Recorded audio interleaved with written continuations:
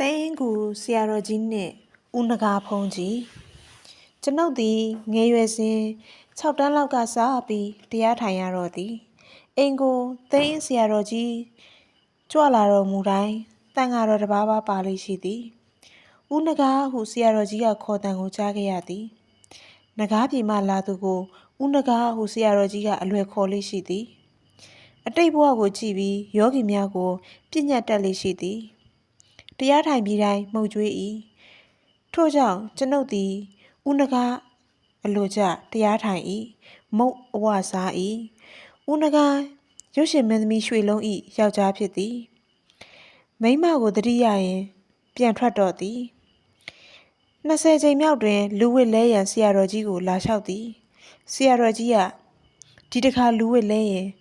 မကြခင်သေလိမ့်မယ်ဟုပြညတ်တော့သည်ထိုနေ့ကစပြီးဦးနဂါသည်နောင်နှစ်ပေါင်းများစွာသင်္ကန်းဝတ်နှင့်တရားကျင့်ပြီးခန္ဓာဝင်ချသားတော့သည်တနေ့တစ်၌တန်ဃာတစ်ပါးသည်ဆရာတော်ကြီးရှိသို့လာပြီးဥချကြော့၏တန်ဃာတော်ကပြောတယ်တပည့်တော်ရဲ့မိသားစုစောင့်ဝတ်နေရေးအတွက်လုပ်ရမှာမို့လူဝတ်လဲမလို့ပါဖေဟာသင်အင်းဆရာတော်ကြီးကပြောတယ်တကားရဲ့စိတ်မှာအရင်ကတည်းက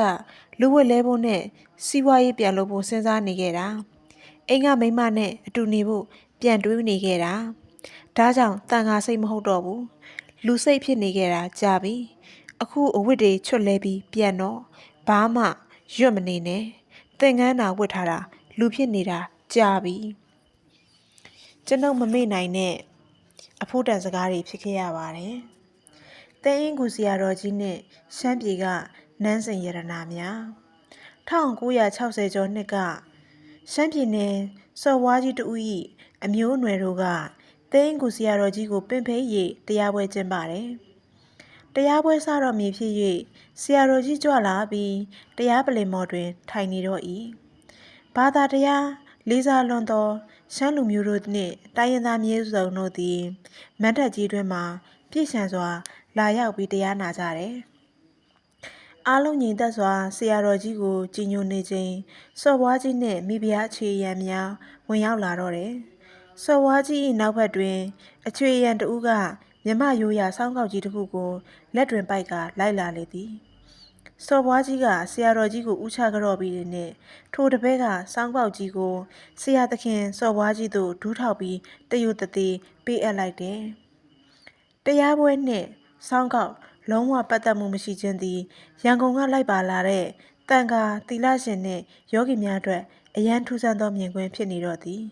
ရှမ်းစော်ဘွားကြီးကအလွန်တရာနားထောင်ပွဲကောင်းသောရှမ်းရွရသခြင်းဖြင့်စတင်တီးခတ်ပူဇော်တော့သည်တီးခတ်တီးဆိုနေချိန်တွင်ဆရာတော်ကြီးကမျက်လုံးပိတ်ထားပြီးတမာရီဝင်စားနေသည်တီးခတ်တီးဆိုလို့ပြီးချိန်တွင်ရှမ်းစော်ဘွားသည်တမိုင်းတွင်သောမိကုံးတစ်ခုကိုစတင်မိကြတော့တယ်စော်ဘွားကြီးကပြောတယ်တပည့်တော်အရှင်ဘုရားကိုတပည့်တော်အလွန်ဝါသနာကြီးတဲ့စောင်းပညာနဲ့တချင်းဆိုပြီးပူဇော်ပါတယ်ဖေဟာအရှင်ဘုရားကြိုက်နှစ်သက်ပါသလားတဲ့တဲအင်းဆရာတော်ကြီးကဥပဇင်းဒီတချင်းပေါ်မှာကန့်ညီခြင်းလည်းမရှိနှစ်သက်ခြင်းလည်းမရှိမနှစ်သက်ခြင်းလည်းမရှိတကားကြီးရဲ့ဥပဇင်းပေါ်မှာကြည်ညိုနေတဲ့တရားတရားကိုပဲသိနေပါတယ်စော်ဘွားကြီးကတပည့်တော်ဘဝမှာတစ်ခါမှမကြားခဲ့ဘူးပါဘူးမမျော်လင့်မဲတန်ဖိုးကြီးသောစကားကိုကြားရခြင်းဖြစ်ပါတယ်ဗျာဆရာတော်ကြီးရဲ့ပြညတ်ချက်ဟာတပည့်တော်အတွက်တန်ဖိုးဖြတ်၍မရသောယဟန္တာကြီးတစ်ပါး၏စကားများဖြစ်ပါတယ်ဗျာအရင်တုန်းက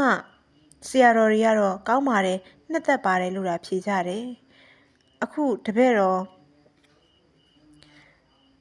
ညံပွင့်သွားပါပြီဖေဟာလို့ရှောက်တယ်တဲရင်ဆရာတော်ကြီးကဘာမှထပ်မပြောဘဲတမာရီဝင်စားပြီးတေးကြစွာစော်ဘွားကြီးကိုကြည့်နေတော့၏စော်ဘွားကြီးတပည့်တော်ရဲ့စော်ဘွားကြီးကပြောတယ်တပည့်တော်ရဲ့လက်စွပ်ဟာတန်ဖိုးကြီးလာပါတယ်ဖေဟာလှူခွင့်ပြုပါဖေဟာပြောရင်းဆိုရင်ဗရမ ्या လက်စွပ်ကြီးကိုချွတ်ပြီးလှူတော့တယ်ဘေးမှာရှိတဲ့မိဖုရားကြီးနဲ့ဆွေတော်မျိုးတော်တို့ဝတ်ဆင်ထားသောအဖိုးတန်ရတနာများစွာကိုချွတ်ပြီးလှူကြတယ်တရားပွဲပြီးတဲ့နောက်ဆရာတော်ကြီးကထိုရတနာများကိုလုံးဝစဉ်းစားမိဟန်မရှိပြန်ကြွသွားသည်ဖခင်ဖြစ်သူကထိုရတနာများကို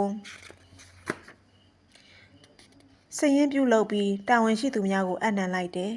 နောက်ပိုင်းမှာ တန်မိုးဖြတ်ရည်မရသောနန်းစဉ်ရတနာများစွာကိုမည်သူကိုမှမေးလို့မရတော့ယနေ့တိုင်ဖြစ်တယ်ဆရာတော်ကြီးမကြာခဏမိန့်မာတော်မူတဲ့စကားကိုမမေ့ပါနဲ့လှူတဲ့သူကလည်းလှူမှာပဲယူတဲ့လူကလည်းယူမှာပဲသူယူရင်သူခံပေါ့